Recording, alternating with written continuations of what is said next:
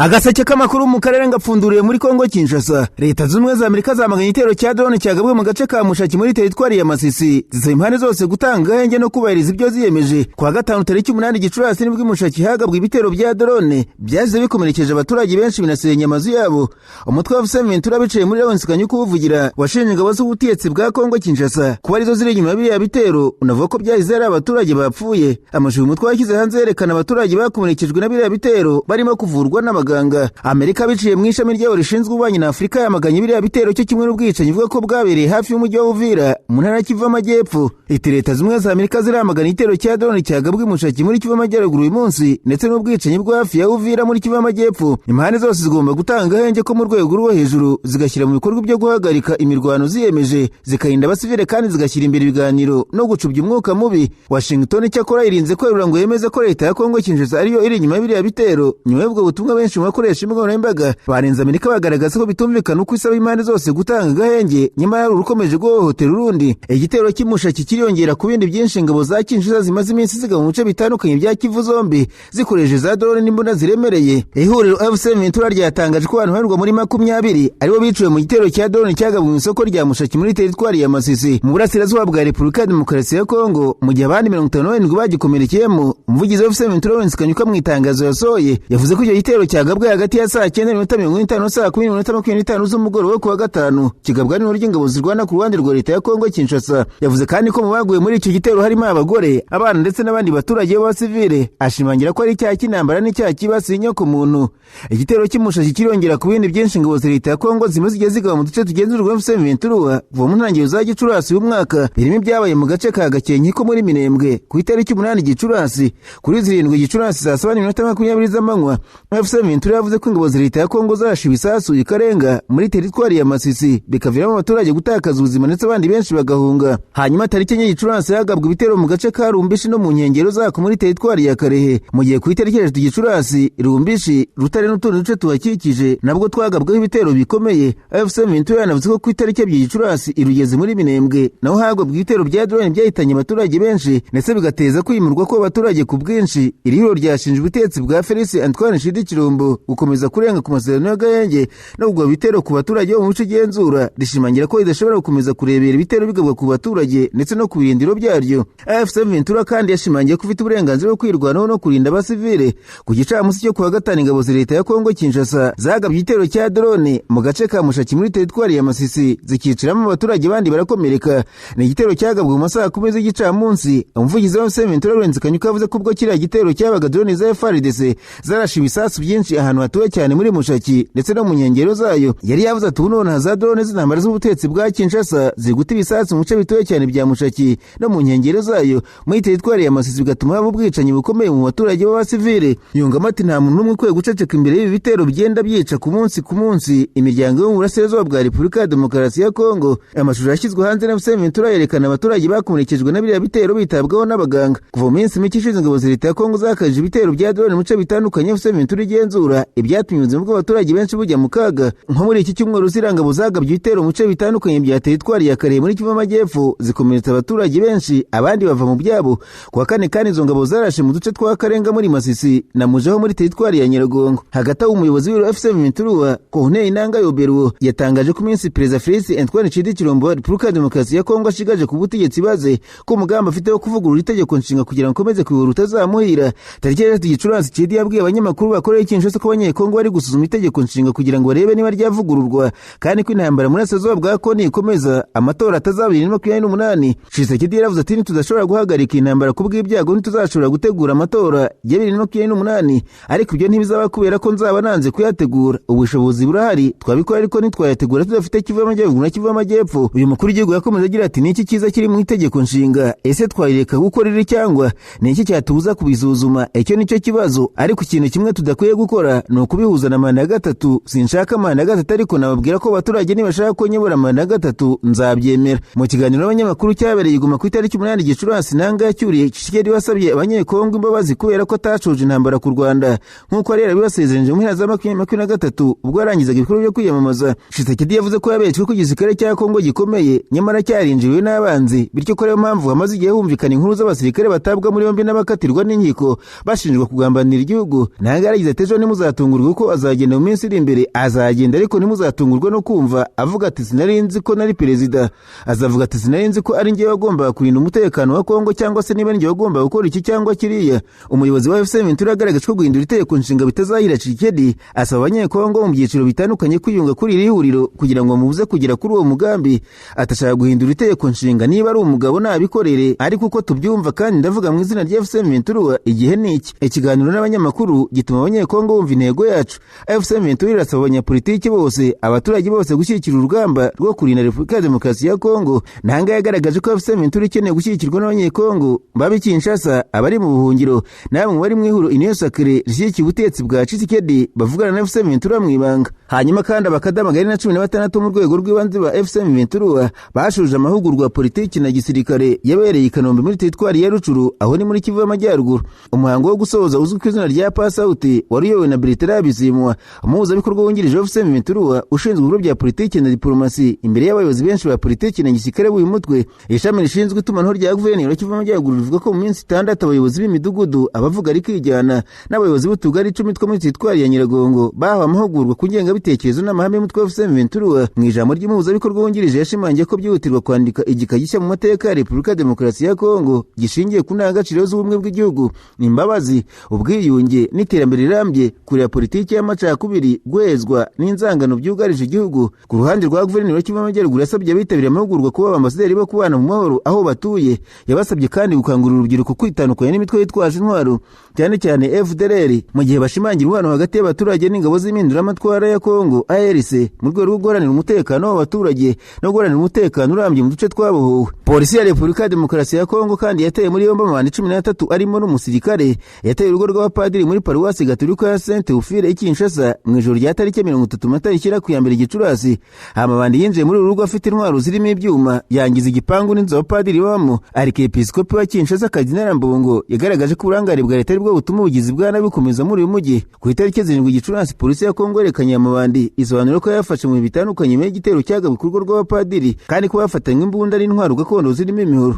Polisi iti mu bagizi ba nabi bafashwe harimo kaporari ukorera mu karere ka gisirikare ka 11 wari wigize nkaho yaje gusura umuryango we, ahubwo yaje mu bujura kuri paruwasi ya SS. Harimo kandi abasivili babiri bafite impuzankano ya polisi nibo basebya polisi bahungabanya umutekano muri Kimbaseke ndetse na Njiri. Umukwabo wo gufata amabandi watangiye hashingiwe ku ibwirizwa ryatanzwe n'umuyobozi wa polisi muri Kinshasa Israel Kantu Bakuru nyuma yo gusura urugo rw'abapadiri tariki 2 Gicurasi muri uyu mwaka. Mbabwire kandi ko ari umudiplomate w'u Rwanda Eugene Richard Gasana yahamijwe n'itsinda ry'abacamanza bo muri Manhattan icyaha cy'ihoteli rishingiye ku gitsina. Urukiko rutegeka ko aha Benita Uruhisho wari watanze ikirego $5,000,000 z'amadolari y'Amerika nk'indishyi nyuma y'urubanza mbonezamubano rwabereye i New York.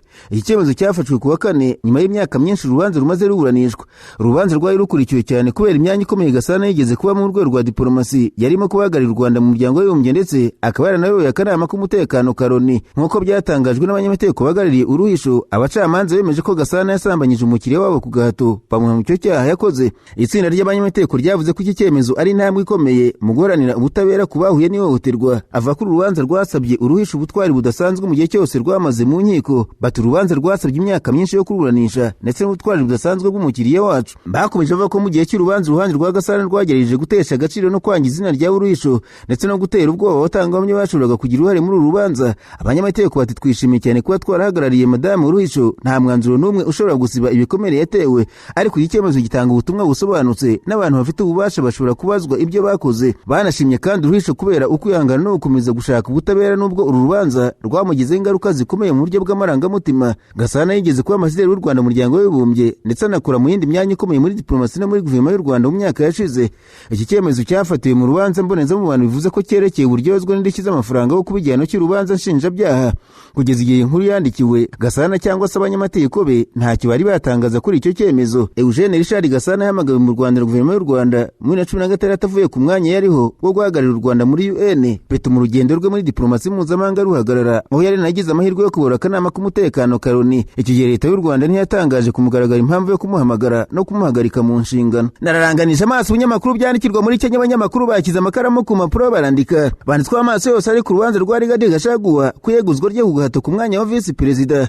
Urubanza rwabereye mu rukiko rukuru rwa Kenya, wahoze ari vice perezida wa Kenya Rigathi Gachagua asaba gutesha agaciro icyemezo cyo kumweguza ku gahato rwakomeje mu iki cyumweru. Abamwunganira bavuga ko uburyo yegujwe bunyuranyije n'itegeko nshinga. Gachagua yegujwe n'inteko ishinga amategeko mu kwakira mu myaka 2 ishize ashinjwa ruswa, guteza amacakubiri ashingiye ku moko no guca intege ubutegetsi yari arimo. Yegura rye ryakurikiye igihe kirekire cy'amakimbirane hagati ye na Perezida William Ruto. Muri icyo gihe Gachagua yanenze ku mugaragaro politiki za leta ndetse anashinja urwego rw'ubutasi rwa Kenya guhimba ibimenyetso byo kumuhuza hamwe n'uwahoze ari Perezida Uhuru Kenyatta. N'imyigaragambyo y'urubyiruko yabaye muri Kamena uwo mwaka nyuma y'ukwezi Perezida Ruto yahise ashyiraho Profeseri Kithure Kindiki wahoze ari Minisitiri w'umutekano w'imbere mu gihugu ngo amusimbire ku mwanya wa Visi Perezida. Ariko abunganira Gachagua bavuga ko inteko ishinga amategeko yakoze amakosa mu buryo yamuburanishije arimo no kutamuha amahirwe ahagije yo kwisobanura muri Sena. Banavuga ko icyemezo cya nyuma cya Sena cyamukuye ku mwanya cyafashwe ku munsi yari yajyanwe mu bitaro i Nairobi. Mu ntangiriro Gachagua yashakaga gusubizwa ku mwanya we, ariko nyuma ahindura ikirego asaba indishyi mu gihe urukiko rwatesha agaciro yeguzwa rye. Leta ivuga ko inzira yakoreshejwe yari ikurikije amategeko. Biteganyijwe ko icyemezo cy'abacamanza batatu bazaburanisha uru rubanza kizajurirwa n'uruhande ruzaba rutanyuzwe, kandi urubanza rushobora kuzagera mu rukiko rw'ikirenga rwa Kenya. Ariko hanze y'inkiko abantu benshi bakurikiye uko urubanza ruzagira ingaruka muri politiki ya Kenya mbere y'amatora ari umwaka utaha. Kuva yeguzwa Gachagua yakomeje kugira ijambo rikomeye cyane mu karere ka Mount Kenya gatuye cyane mu bwoko bw'Abakikuyu. Ako karere gafatwa ngafite amajwi menshi mu matora kuko katanze abarenga 40% by'amajwi Perezida Ruto yatsindiyeho mu matora aheruka. Mbere benshi babonaga ko Gachagua ashobora kuzagira uruhare nk'ushyigikira abandi bakandida gusa kubera ko yeguzwa n'iryamubuzaga kwiyamamariza umwanya wa perezida mu gihe cy'imyaka 10. Ariko hari icyizere nubwo kidakomeye cyane ko urukiko rushobora gutesha agaciro iyeguzwa rye bikamwemerera kongera kwiyamamariza ku buri gihugu muri 2027. Ibi byateje ibyishimo ku bamushyigikiye ku mbuga nkoranyambaga. Urukiko rw'ikirenga rwa Kenya rumaze igihe rumenyereye kuburanisha imanza za politiki zikomeye kuva hashyirwaho itegeko nshinga rishya muri 2010. Muri 2017 rwateje agaciro intsinzi ya Perezida Uhuru Kenyatta maze rutegeka ko amatora asubirwamo. Nanone 2022 rwateje agaciro umugambi wa Kenyatta wo guhindura itegeko nshinga. Niba inkiko zira Gachagua amahirwe yo kugaruka muri politiki bishobora guhungabanya imigambi y'uru ritavuga rumwe n'ubutegetsi ryitegura gushyigikira umukandida umwe uzahangana na Perezida Ruto mu matora ari umwaka utaha. Abanyapolitiki nka Kalonzo Musyoka na Fred Matiang'i bari bizeye gushyigikirwa na Gachagua kugira ngo babone amajwi yo mu karere ka Mount Kenya, mu gihe Perezida Ruto nawe amaze iminsi asubukuye ingendo z'iterambere muri ako karere, bigaragaza ko nawe yizeye kongera kubona inkunga y'abaturage baho. Ariko niba Gachagua yemerewe kwiyamamaza bishobora gutuma impande zose zisubira gutegura bundi bushya ingamba za politiki. Nasimbukiye muri Uganda, abanyamakuru bicaye imbere ya mudasobwa barandika. Banditswe umugaba mukuru w'ingabo za Uganda Jean Muhoozi Kainerugaba yashimiye abasirikare n'abashinzwe umutekano ku myitwarire myiza, ubunyamwuga n'ubwitange bagaragaje mu myiteguro y'irahira rya Perezida Museveni mu birori byo kwimenyereza byabereye ku kibuga cya Kololo i Kampala ku itariki 8. Indege za gisirikare zakoze imyereko yo mu kirere mu gihe abasirikare bamanukaga mu mitaka basimbuka bava mu ndege bakagwa ku kibuga mu buryo bwashimije benshi bari bahari. Jean Muhoozi Kainerugaba ati ndashimira bitabiriye parade uburyo bakoze neza muri imyitozo ya nyuma mbere y'umunsi mukuru uzaba kuwa 2 tariki ya 12 Gicurasi. Yashimye ko parade yateguwe ariko nagaragaza ibikwiye gukosorwa birimo kutajyana neza ku muziki n'intambwe z'abasirikare mu gihe cyo kumanura ibendera. Yasabye ko umuziki wakomeza gucurangwa nta guhagarara mu gihe Perezida azaba ari kugenzura abasirikare. Yanibukije itsinda ry'abacuranzi ko hari indirimbo ebyiri akunda zitagaragaye mu myitozo, abasaba kuzishyiramo ku munsi mukuru. Iyi myitozo yahuje abasirikare mu ngabo za Uganda, polisi n'urwego rw'amagereza. Hari abayobozi bakuru b'ingabo n'ab'umutekano bari bahari, barimo abayobozi b'ingabo zirwanira ku butaka, mu kirere n'izindi nzego zitandukanye za gisirikare. Colonel Chris Magezi yavuze ko iyi parade itagamije gusa kwerekana uburyo abasirikare bagenda ku murongo, ahubwo no kwerekana ubushobozi bw'ingabo za Uganda. Mu myereko hagaragayemo indege zitandukanye za gisirikare zirimo kajugujugu MI-17, MI-24 n'indege za Sukhoi 30 n'izindi. Muhoozi yashimangiye ko parade y'irahiri ari ikimenyetso cy'imbaraga, icyubahiro, ubumwe n'ishema ry'igihugu. Yabwiye abasirikare ko buri ntambwe batera n'uburyo bitwara bigaragaza isura y'ingabo za Uganda imbere y'igihugu n'amahanga. Yanasabye abasirikare kuzitwara neza ku munsi w'irahira, imyambaro yabo ikaba myiza kandi imyereko yabo ikaba nta makosa arimo. Yanaburiye abasirikare kwirinda kugwa cyangwa se kunanirwa mu birori. Avuga ko ubunyamwuga bugerwaho binyuze muri discipline, gukorera hamwe no kwita ku tuntu duto duto. Guverinoma y'u Uganda irateganya gukoresha miliyari 9 z'amashiringi, ubwo ararenga miliyari 3 z'amafaranga y'u Rwanda mu bikorwa by'umuhango w'irahira rya Perezida Museveni. Ni ibirori biteganyijwe ku itariki ya 12 bizabera hazwi nka Kololo Ceremonial Grounds mu murwa mukuru Kampala. Bizitabirwa n'abakuru b'ibihugu 35 n'abandi bayobozi 30 bo ku rwego rw'abadiplomate. Televiziyo yo muri Uganda NBS yatangaje ko Perezidansi ya Repubulika iteganya kuzakoresha miliyari 9 z'amashiringi ya Uganda mu muhango w'irahira rya Perezida Yoweri Kaguta Museveni uherutse gutorerwa kuyobora Uganda kuva uyu mwaka kugeza muri 2034. Muri rusange ibirori by'irahira by'uyu muyobozi wafashe ubutegetsi muri 2026 bizitabirwa n'abagera ku 40,000 mu rwego rwo korohereza abaturage bashaka kuzakurikirana uyu muhango. Leta ya Uganda izatanga ikiruhuko kuri uwo munsi. Muri Mutarama nibwo Perezida wa Uganda Museveni yongeye gutsinda amatora y'umukuru w'igihugu ku majwi 71.6%, ahigitse abandi bakandida 7 bari bahatanye. Amatora ya Perezida wa Uganda yabaye tariki ya 15 Mutarama. Komisiyo y'amatora igaragaza ko mu bantu 21,6 bari kuri liste y'itora 52% aribo bayitabiriye. Agaseke k'amakuru mu karere ngapfundikiriye mu rundi abanyamakuru bakojeje ba muri no barandika. Manziko amashyaka 5 atavuga n'ubutegetsi mu Burundi yasohoye itangazo rihuriyeho avuga ko bitari ngombwa gukomeza imyiteguro y'amatora ateganyijwe mu gihe hataraba ibiganiro bya politike bihuriyeho n'impande zose. Aya mashyaka yavuze ko komisiyo y'igihugu yigenga ishinzwe amatora seni uko iteye ubu idashoboye gusohoza neza inshingano zayo. Ayo mashyaka ni Prona, Frodebu, Seneri, Kodebu na CDP. Iri tangazo ryashyizwe ahagaragara ku wa gatanu ku munsi umwe na Seni yateguye inama yahuje abafatanyabikorwa b'amatora barimo amashyaka ya politike, imiryango ya societe civile n'amadini. Iyo nama yabereye muri Donatus Conference Center i Bujumbura ariko yitabirwa n'abantu bake cyane. Aya mashyaka yavuze ko yahisemo guhurira ahandi kugira ngo asabe mbere na mbere ibiganiro bya politike bikorwa mu kuri no mu bwisanzure. Avuga ko agifite impungenge ku mitegurire n'ibyavuye mu matora y'abadepite n'abajyanama ba komine w'umwaka ushize. Yatanze ibirego mu nzego zibishinzwe harimo na Perezida wa Repubulika yamagana ibyo yise amakosa akomeye yangije ukwizerwa kw'amatora. Olivier Nkurunziza, Perezida wa Prona, wasomye iri tangazo yavuze ko kutagira ibisubizo bifatika kuri ibyo birego bituma hakomeza kubaho impungenge zikomeye ku bwizerwa bw'inzego z'amatora. Aya mashyaka avuga ko ibintu bimeze ubuseni iri mu mikorere no mu miterere yayo idashobora gutegura amatora yujuje ibisabwa mu mucyo no mu bwisanzure. Avuga ko ibiganiro asaba ari ingenzi kugira ngo harebwe amasomo y'ibyabaye imbere, kongera icyizere hagati y'abanyapolitike no gutuma amatora atekanye anyuze mu mucyo kandi yizewe. Aya mashyaka yanenze kandi ko seni ikomeje ibikorwa byayo nk'aho ibibazo byagaragajwe mu matora yabanje bitigeze bibaho. Avuga ko iyo myitwarire ishobora kurushaho gutesha agaciro ibikorwa by'amatora ari gukorwa ubu n'ahazaza.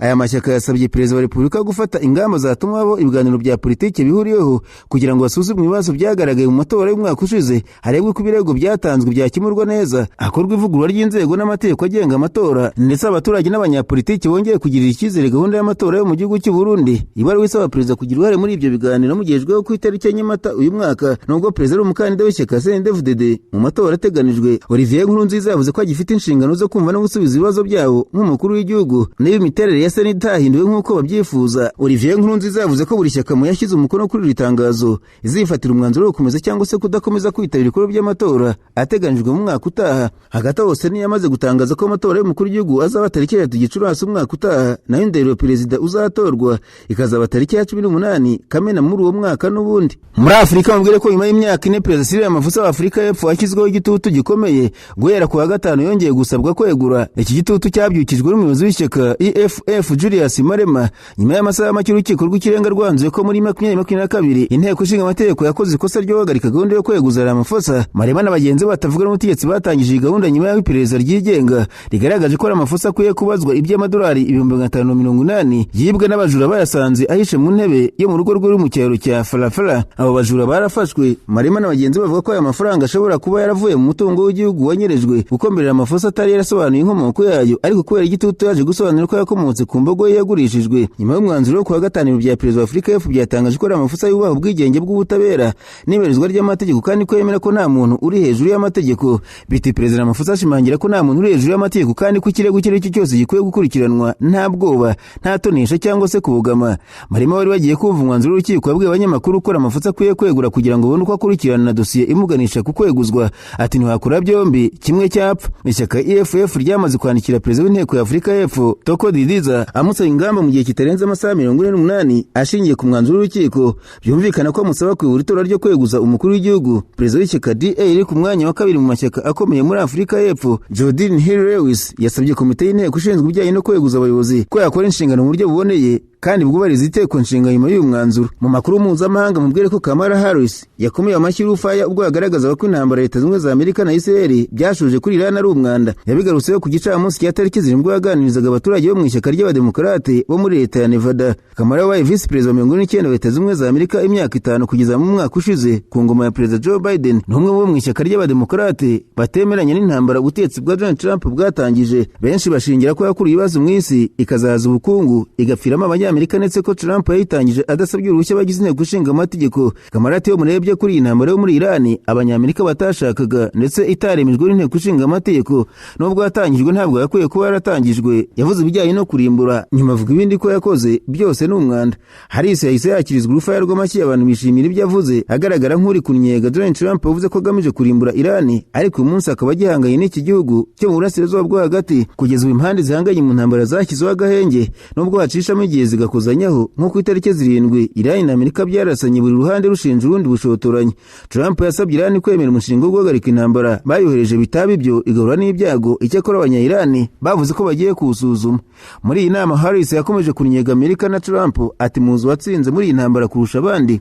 Uburusiya kubera ikibazo kibikomoka kuri peteroli n'iki yakoze yakuriyeho Uburusiya ibihano. Muzi iki ibyo bisobanuye bari gukorera amafaranga kuko bari kugurisha ibikomoka kuri peteroli batagakwiye kuba bagurisha. Harris yakomeje avuga ko ibikoresho bya gisirikare bikoreshwa muri Iran byakwiye kuba biri kwifashishwa mu guhangana n'Uburusiya binyuze mu kunganira Ukraine. Ati muzi ikindi bisobanuye turi kohereza intwaro ziremereye, amasasu, ibikoresho by'ubwirinzi byakwiye gukoreshwa muri Ukraine. Murumva ko ingaruka ari nyinshi. Ntabwo ngiye kumwita ikigoryi gusa ateye ubwoba. Intambara yo muri Iran yatangiye ku itariki ya 28 Gashyantare umwaka. Igitangira ibitero bya Israel byahitanye abantu benshi barimo n'abayobozi bakuru ba Iran barangajwe imbere na Ali Khamenei wari umutegetsi w'ikirenga. Iran yari yimwirasa ku bafatanyabikorwa wa Amerika mu burasirazuba bwo hagati ari nako yafungaga inzira ya Hormuz inyuzwaho 20% by'ibikomoka kuri peteroli ikoreshwa ku isi. Byatumye ubukungu bw'ibihugu byishingikirizaga kuri uyu muhora bihungabana kuko guhunguka ibikomoka kuri peteroli muri ibi by'intambara karenze amadolari ya Amerika 126.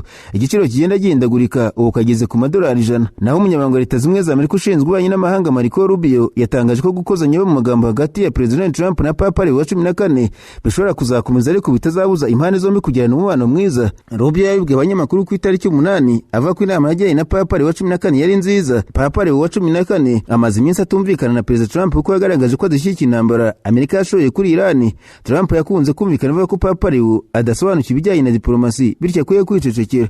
Abajwe ku bikorwa bya Trump byo kunenga Papa kubyerekeye intambara yo muri Iran, Rubio yavuze ko Trump buri gihe ibyo akora biba biri mu nyungu za Amerika kandi azakomeza gutanga ibitekerezo bye kubyerekeye Amerika na politiki zayo. Ati ndibwira ko ibyo twabikora kandi tukanagirana umubano mwiza utanga umusaruro na Kiliziya Gatolika kuko nayo igira uruhare runini mu bibera mu isi. Kuva intambara y'amagambo yatangira hagati ya Trump na Papa Leo wa 14, Trump yagiye ashyira amafoto hanze yakoresheje AI hamwe yigize nka Yezu ukiza abarwayi. Mu kindi gihe akigaragaza nka Yezu amufashe ku rutugu. Nzoza mubwira ko mu gihe hirya no hino ku isi imiryango iri kubara igihombo cyayo kubera ingaruka z'intambara iri hagati ya Amerika na Israel kuri Iran, hari ibigo by'ubucuruzi biri kubona inyungu z'amamiliyari ukutamenya aho ibintu bigana bitewe n'iyo ntambara hamwe n'uko Iran yafunze inzira y'ubucuruzi ya Hormuz biratuma ubuzima buhenda cyane bigatuma ibiciro bizamuka kandi bigira ingaruka ku mafaranga y'ibigo, imiryango ndetse n'ibihugu. Ariko mu gihe bamwe babuze ko babigenza ariko abandi bo ibikorwa byabo bisanzwe byunguka cyane mu bihe by'intambara kurusha ibindi bihe cyangwa se bakungukira mu ihindagurika ry'ibiciro by'ibikomoka kuri peteroli muri iki gihe bakaba barimo kwinjiza inyungu batigeze bagira mbere. Ibi ni bimwe mu byiciro by'inganda n'amasosiyete biri kwinjiza inyungu z'amamiliyari mu gihe intambara ikomeje mu karere k'uburasirazuba bwo hagati.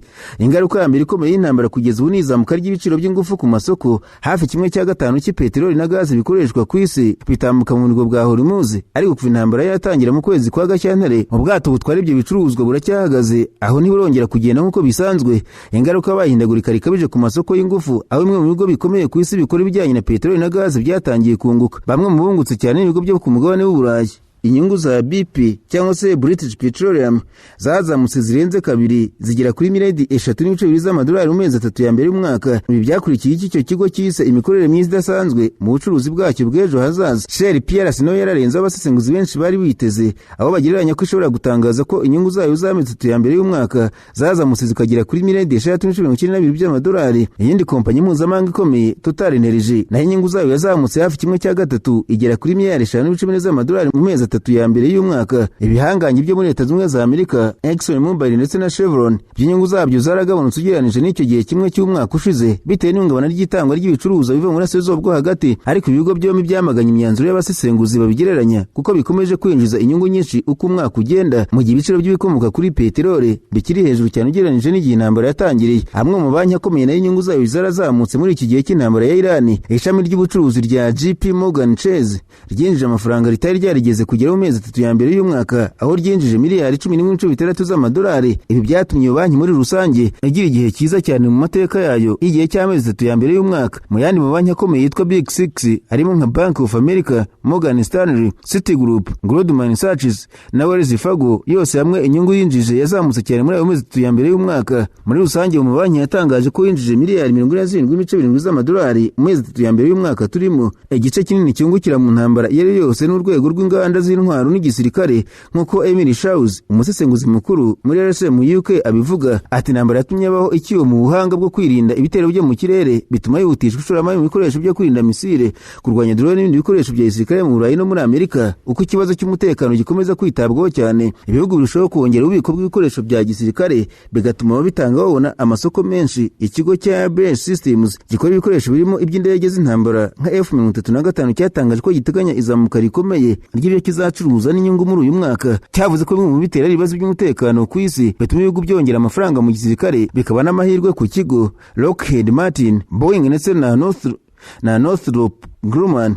Ibigo bine bikomeye ku isi mu bijyanye n'intwaro byose byatangaje ko bifite umubare munini w'amasezerano y'ibyo bigomba gutanga mu mpera z'amezi 3 ya mbere y'umwaka, ariko agaciro k'imigabane y'ibi bigo kari kariyongereye cyane mu myaka ishize, katangiye kugabanuka kuva hagati mu kwezi kwa gatatu kubera impungenge kuri urwego rushobora kuba rwarahawe agaciro karenze. Intambara kandi yagaragaje ko hakenewe kugabanya kwishingikiriza ku masoko y'ingufu gakondo nka peteroli, gazi n'amakara nk'uko Susan Streeter abivuga. Ibi byatumye ishoramari ryongera mu masoko y'ingufu zisubira cyane cyane mu Burayi na Amerika, mu gihe Amerika politiki ya Drill Baby Drill yakomeje gushimangira gukoresha ingufu za gakondo, ariko icyarimwe yakiyongera n'ishoramari mu zisubira. Ikigo NextEra Energy cyarungutse cyane imigabane yacyo yazamutse hafi 17% muri uyu mwaka, bitewe n'uko abashoramari yongereye ku bikorwa byacyo. Mu Burayi ibigo nka Vestas Wind Systems ndetse na Austin byatangaje ko inyungu ziyongereye, bigaragaza ko ingufu z'umuyaga n'izindi zisubira ziri gukomeza kwaguka bitewe n'ingaruka z'intambara. Mu Bwongereza Octopus Energy yatangaje ko intambara yatumye ishoramari mu bikoresho by'imirasire y'izuba yongera hafi 50% kuva mpera za Gashyantare umwaka. Nanone izamuka ry'ibiciro bya peteroli ryatumye abantu benshi bagana imodoka zikoresha amashanyarazi, aho ibigo byo mu Bushinwa bikora izo modoka bikomeje kuba imbere cyane mu kunguka muri iryo soko.